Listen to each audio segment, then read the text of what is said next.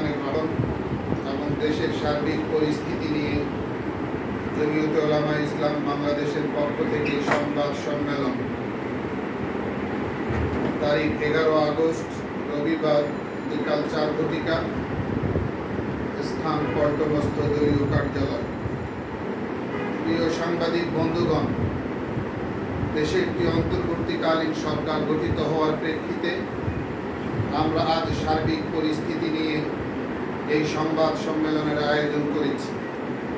আমাদের দাওয়াতে সাড়া দিয়ে এতে উপস্থিত হওয়ার জন্য আপনাদেরকে ধন্যবাদ জানাচ্ছি।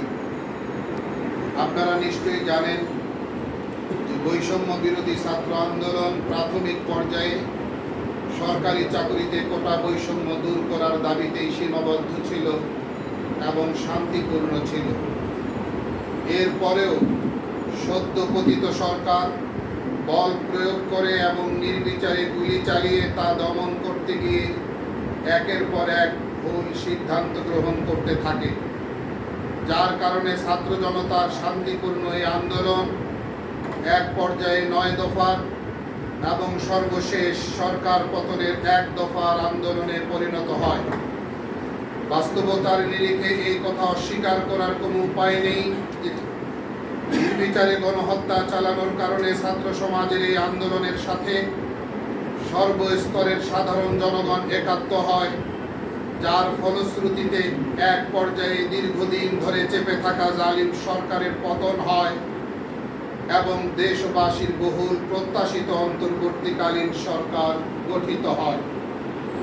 মাননীয় প্রধান উপদেষ্টা প্রফেসর ডক্টর মোহাম্মদ ইউনূসের নেতৃত্বাধীন নবগঠিত এই সরকারকে আমরা অভিনন্দন জানাই এবং এই সরকারের সর্বাঙ্গীন সফলতা কামনা করি। প্রিয় সাংবাদিক ভাইরা, দেশের মানুষ দীর্ঘদিন পর্যন্ত নানা রকম বৈষম্য ও দমন পীড়নের জাতাকলে নিষ্পেষিত ছিল। মানুষের ন্যায় বিচার পাওয়ার কোনো অধিকার ছিল না। পতিত স্বৈরাচার সরকার পুরো রাষ্ট্রযন্ত্রকে অন্যায়ভাবে ব্যবহার করে তার নৈতিক কাঠামো ভেঙে দিয়েছে। দলীয় সন্ত্রাসী বাহিনী ও আজ্ঞাবহ প্রশাসন দিয়ে গোটা দেশে ত্রাসের রাজত্ব প্রতিষ্ঠা করেছে। এহেন পরিস্থিতিতে ছাত্র জনতার ঐতিহাসিক ও অবিস্মরণীয় গণ অভ্যুত্থানে ফ্যাসিস্ট হিসেবে পরিচিতি পাওয়া সরকার পদত্যাগ করতে বাধ্য হয় এবং স্বাধীনতার মুক্ত বাতাস পেতে দীর্ঘ প্রতীক্ষার অবসান ঘটে।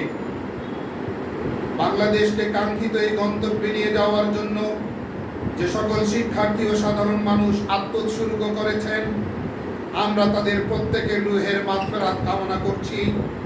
তাদের পরিবার বর্গের প্রতি গভীর সমবেদনা প্রকাশ করছি এবং আহত হয়ে এখনো পর্যন্ত যারা চিকিৎসাধীন রয়েছেন তাদের পূর্ণাঙ্গ সুস্থতা কামনা করছি। একই সাথে বাঘের লেজ দিয়ে কান চুলকাতে চাইলে কি পরিণতি বরণ করতে হয়, মানুষের পুঞ্জীভূত ক্ষোভের বহিঃপ্রকাশ ও স্বৈর শাসকের এই নিষ্ঠুরতম পতন থেকে তার শিক্ষা নেওয়ার জন্য পৃথিবীর সকল শাসকের প্রতি উদাত্ত আহ্বান জানাচ্ছি। প্রিয় সাংবাদিক বন্ধুগণ, নতুন সরকারের সামনে আমরা একসাথে অনেকগুলো চ্যালেঞ্জ দেখতে পাচ্ছি, যেমন দ্রব্যমূল্য নিয়ন্ত্রণ করা, আইন শৃঙ্খলা পরিস্থিতি স্বাভাবিক করা, মানুষের জানমাল ও ইজ্জত আবরুর নিরাপত্তা বিধান করা, বিচার বিভাগ ও প্রশাসনের নিরপেক্ষতা নিশ্চিত করা, গণমাধ্যমের স্বাধীনতা নিশ্চিত করা, অর্থনীতির চাকা সচল রাখা, দুর্নীতির বিরুদ্ধে বাস্তবিক অর্থেই জিরো টলারেন্স নীতি গ্রহণ করা, সীমাহীন দুর্নীতির মাধ্যমে দেশের বাইরে পাচারকৃত বিপুল পরিমাণ অর্থ ফেরত আনা, শিক্ষাঙ্গনে পড়ালেখার পরিবেশ ফিরিয়ে আনা, বিজাতীয় আগ্রাসন ও হিন্দুত্ববাদ থেকে দেশের শিক্ষা সংস্কৃতিকে মুক্ত করা, ৯২% মুসলমানের দেশে ইসলামী বোধ বিশ্বাসের আলোকে শিক্ষা সিলেবাসকে ঢেলে সাজানো,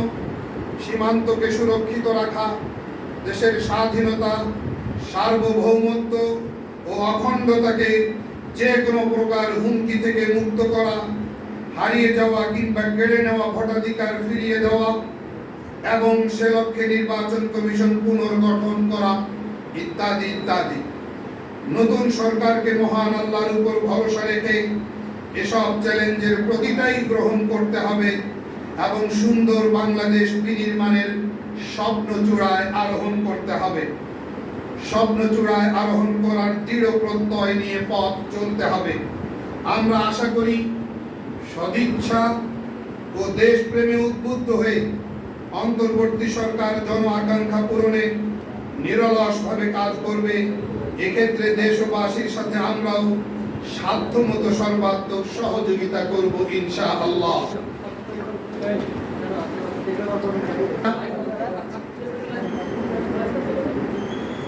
আশান্বিত হতে চাই। আমরা আশা পোষণ করি নতুন সরকার তার কূটনৈতিক সাফল্য অর্জনে মনোযোগী হবে। এদেশের মানুষ পার্শ্ববর্তী বন্ধু প্রতিম রাষ্ট্রের কাছ থেকে বন্ধুসুলভ আচরণের পরিবর্তে বরাবরই বিমাতাসুলভ আচরণ পেয়ে আজ এতটাই মর্মাহত যা ভাষায় প্রকাশ করা সম্ভব নয়।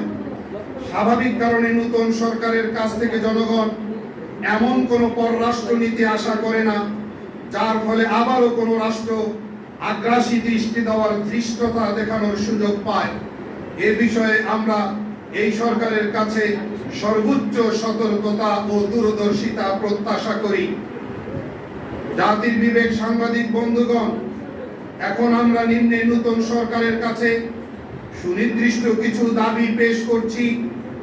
এক, আমরা বিস্ময়ের সাথে লক্ষ্য করছি যে একটি সফল গণ অভ্যুত্থানের পর এক শ্রেণীর মানুষ ঘোলা পানিতে মাছ শিকার করতে যাচ্ছে। কেউ বা আবার সংখ্যালঘু সম্প্রদায়কে ঢাল বানিয়ে দেশকে অস্থিতিশীল করার অপচেষ্টায় লিপ্ত হচ্ছে। সুতরাং সরকারকে সংখ্যালঘু সম্প্রদায়ের ঘরবাড়ি, সহায় সম্পত্তি ও উপাসনালয় সমূহের নিরাপত্তা জোরদার করতে হবে এবং দেশপ্রেমিক জনগণকে যে কোনো মূল্যে সাম্প্রদায়িক সম্প্রীতি বিনষ্টের পায়তারা রুখে দিতে হবে। দুই, বৈষম্য বিরোধী ছাত্র আন্দোলনে সকল শহীদের পরিবারকে সরকারিভাবে যথোপযুক্ত ক্ষতিপূরণ দিতে হবে এবং আহতদের সুচিকিৎসা নিশ্চিত করতে হবে। তিন, অর্থনীতির বেহাল দশা থেকে মুক্তি পেতে গার্মেন্টস, শিল্প, কলকারখানা ও ব্যবসা বাণিজ্যের চাকা সচল রাখা কার্যকর পদক্ষেপ নিতে হবে।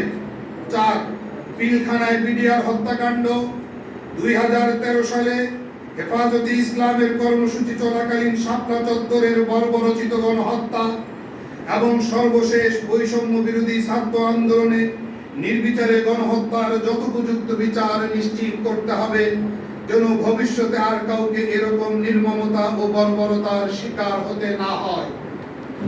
5, বিগত 16-17 বছর মেয়াদে যত গুম খুন হয়েছে সেগুলোর প্রতিটার বিচার নিশ্চিত করতে হবে। 6, 2013 সালে শাপলা ট্র্যাজেডির পর এবং 2021 সালে মোদী বিরোধী আন্দোলনে যে সকল আলেমের নামে মিথ্যা মামলা করা হয়েছে ওই সব মিথ্যা মামলায় এখনো পর্যন্ত সম্মানিত আলেম ওলামা অনেককেই নিয়মিত কোর্টে হাজিরার ভোগান্তি পোহাতে হচ্ছে। নতুন সরকারকে অবিলম্বে সকল মামলা প্রত্যাহার করতে হবে। 7, দেশের নির্বাচন ব্যবস্থাকে সম্পূর্ণরূপে ধ্বংস করে ফেলা হয়েছে, তাই যত দ্রুত সম্ভব নির্বাচন কমিশন পুনর্গঠন করতে হবে। যোগ্য ও সৎ নেতৃত্ব নির্বাচনে এর কোনো বিকল্প নেই। 8, দলীয়করণের মাধ্যমে পুরো বিচার ব্যবস্থাকে কুক্ষিগত করে রাখা হয়েছিল। এর কারণে গতকাল জুডিশিয়াল কুর চেষ্টা করা হয়েছে। সঙ্গত কারণে সরকারকে স্বাধীন বিচার ব্যবস্থা নিশ্চিত করতে হবে এবং বিচার ব্যবস্থার দীর্ঘসূত্রিতার অবসান ঘটাতে হবে। 9, গণহত্যার দায়ে শেখ হাসিনা, স্বরাষ্ট্রমন্ত্রী ও আইনমন্ত্রী সহ দায়ী সকলকে বিচারের আওতায় আনতে হবে। 10, গত 17 বছর যাবৎ লুটপাটকারী মন্ত্রী, এমপি, আমলা ও আওয়ামী লীগ দলীয় নেতাদের ফিরিস্তি জনসম্মুখে প্রকাশ করতে হবে। 11, ছাত্র আন্দোলন চলাকালীন সময়ে দেশের কোন সংবাদ মাধ্যমে একটি উদ্বেগজনক খবর প্রকাশিত হয়েছে। খবরটি হলো মহামান্য আদালত পতিত সরকারকে এই মর্মে একটি পরামর্শ দিয়েছে যে বাংলাদেশের সকল সীমান্ত এলাকায় সীমান্ত রেখা থেকে 10 কিলোমিটার এলাকা ছেড়ে দিতে হবে। এই 10 কিলোমিটার এলাকার মধ্যে সীমান্ত রেখা থেকে 8 কিলোমিটার এলাকায় কোনো স্থাপনা ও ঘর বাড়ি রাখা যাবে না। বাকি 2 কিলোমিটার এলাকায় সীমান্ত রক্ষীদের বাসস্থান ও প্রশিক্ষণ শিবির নির্মিত হবে।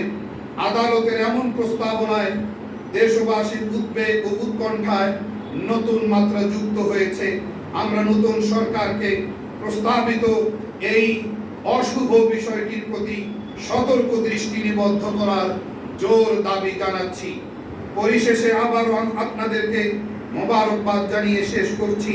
আল্লাহ আমাদের সকলকে সত্য ও ন্যায়ের উপর অবিচল থাকার তৌফিক দিন। আমিন।